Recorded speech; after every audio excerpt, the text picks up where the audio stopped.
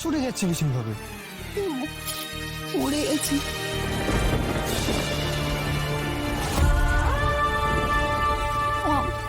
আমার জন্য উড়ে গেছে, ট্রেনের সামনে চাপ দিয়েছে, উড়ে গেছে আমার জন্য।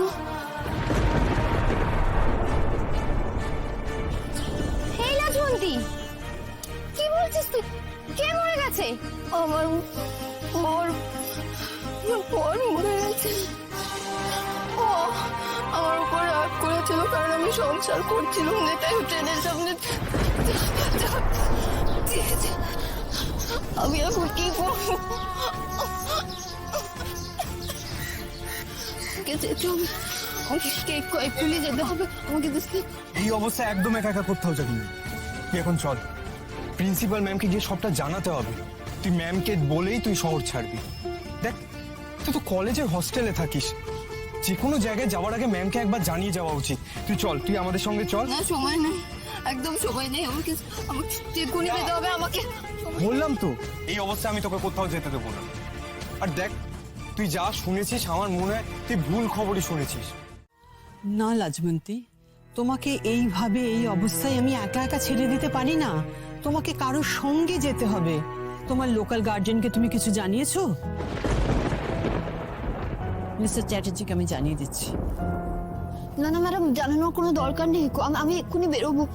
তুমি দরকার নেই বললে তো হবে না লাজবন্তী, ওনাকে সবকিছু জানাতে হবে। আমি বুঝতে পারছি তোমার মনের অবস্থা, তোমার মনের উপর দিয়ে একটা ঝড় বয়ে যাচ্ছে। ঠিক আছে, আমি ওনাকে ফোন করে সব জানাচ্ছি।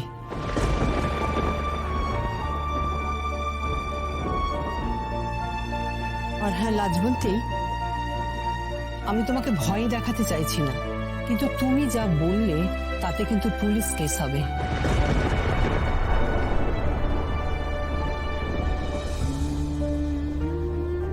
তোমার কোনো রকম সাহায্যের দরকার হলে কিন্তু তুমি আমাদের জানাবে। আর মিস্টার চ্যাটার্জি তো আছেনই, উনি তো তোমার ব্যাপারে যথেষ্ট কনসার্ন। আর তোমার কোনো আপডেট থাকলে তুমি নিজে না জানাতে পারলেও উনি নিশ্চয়ই আমাদের ইনফর্ম করবেন। সেই জন্যই ওনাকে সমস্ত ঘটনাটা জানানো দরকার, বুঝেছো? কাউকে জানানোর দরকার নেই, কাউকে না।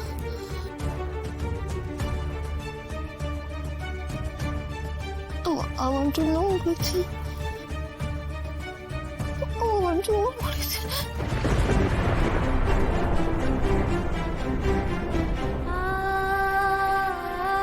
লাজবন্তী, কি বিড়বিড় করছো তুমি?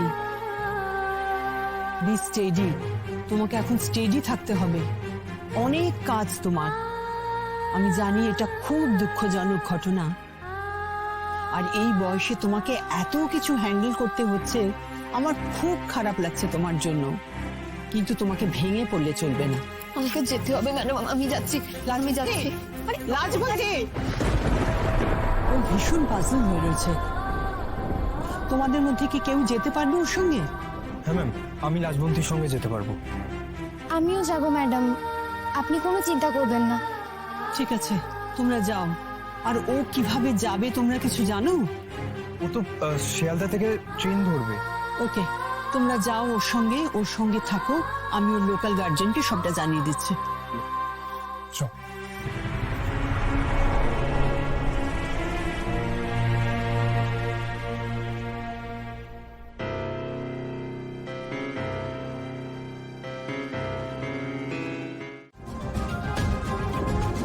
কি বলে যাচ্ছ তখন থেকে?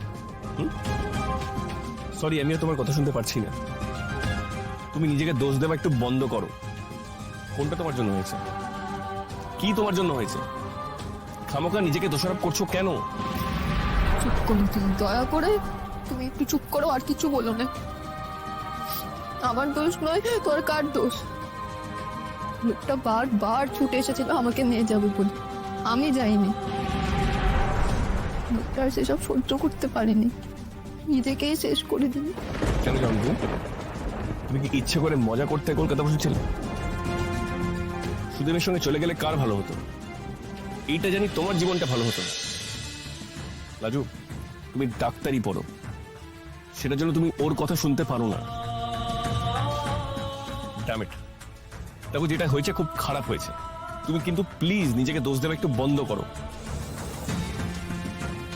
যেটা হয়েছে সেটা তোমার কোনো দোষ নেই। আমি নিজেকে দোষ না দিলে কি সব দোষ কেটে যাবে? সেই লোকটা তো লিখেই গেছিল আমার মৃত্যুর জন্য কেউ দায়ী নয়। সে তো আমাকে দুষে যায়নি কো, কিন্তু তার জন্য কি আমার সব দোষ কমে যাবে? যাবে না। সে গ্রামের মানুষ, সে তার মতন বিশ্বাস থেকে আমাকে ফিরে নিয়ে যেতে চেয়েছিল, আমি যাইনি। আমি তাকে মেজাজ দেখিয়েছি, তাকে উল্টো পাল্টা কথা বলেছি, এখানে তার দোষ কোথায়? আমি তো তাকে ঠান্ডা মাথায় বোঝাতে পারিনি কো, আমি তার কথা শুনিনি। সেই রাগে, সেই অভিমানে সে এমনি করে চলে গেল। রাজু শান্ত হ, শান্ত হ। আমার মনে হচ্ছে কোথাও একটা বড় ধরনের ভুল থেকে গেছে। সুদেব ট্রেনের সামনে ঝাঁপ দেওয়ার মতন একটা ছেলে তোমার মনে হয়? মানে কি বলতে চাইছো তুমি? দেখো, আমার খবরটা অদ্ভুত লাগছে, কেমন যেন কিছু একটা গোলমাল লাগছে। দেখো, সুদেবের যদি এতই প্যাশন থাকতো, এতই তোমার প্রতি টান ভালোবাসা থাকতো, তাহলেও এতদিন তোমাকে আমাদের বাড়িতে ফেলে রাখতো না। আর একদিন আগে তো তোমার বিরুদ্ধে থানায় কমপ্লেন করতে গেছিল। তুমি কি এখনো লোকটার নিন্দা বন্ধ করে যাবে? মরে গেছে লোকটা, মরে গেছে। সবকিছু তো সে নিজেই শেষ করে দিয়ে গেছে। আর কোনো কালে সে আমাকে নিতে আসবে না, কোথাও কোনো নালিশ করবে না,